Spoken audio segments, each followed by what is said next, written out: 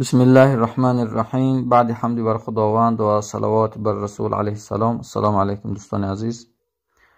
امروز حدیثمان باب در بیان اختیار بین روزه و فطر در سفر، یعنی روزه گرفتن یا که روزه را خوردن.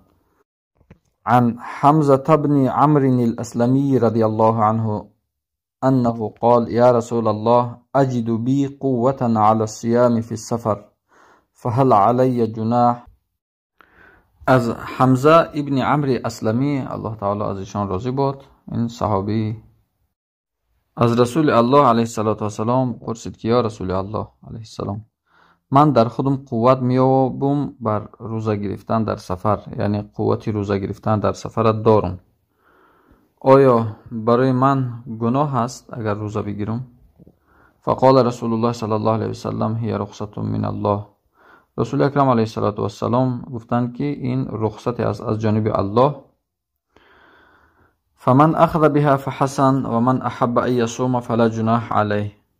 کسی گفتند اگر به همین رخصت عمل کند برای وی خوب است و هر انسانی که دوست بداره این که روزه بگیرد پس برای وی یگان گناه نیست برای روزه گرفتنش.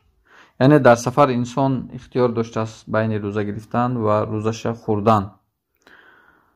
کسی که روزش میخورد در سفر، خواه او سفر مشقت داره خواه مشقت نداره، مهم که همون سفری که علما حساب کردن که حدود 86 کیلومتر بالا به اختلاف مذهب ها، یعنی سفر حساب شد همون راهی که برآمدگی است.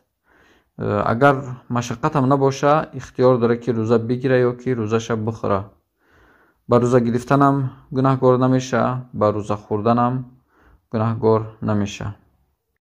اما علما میگن اگر سفر مشقت باشه، همون انسان در گرمی باشد و نان آبی خوبم نداشته باشه، بسیار سختش بیایه، روزه گرفتن در این حالت مکروه است، زیرا که سفر خودش مشقت است، باز در بالای مشقت یک مشقت دیگر را بار میکند خودش. بارک الله فیکم.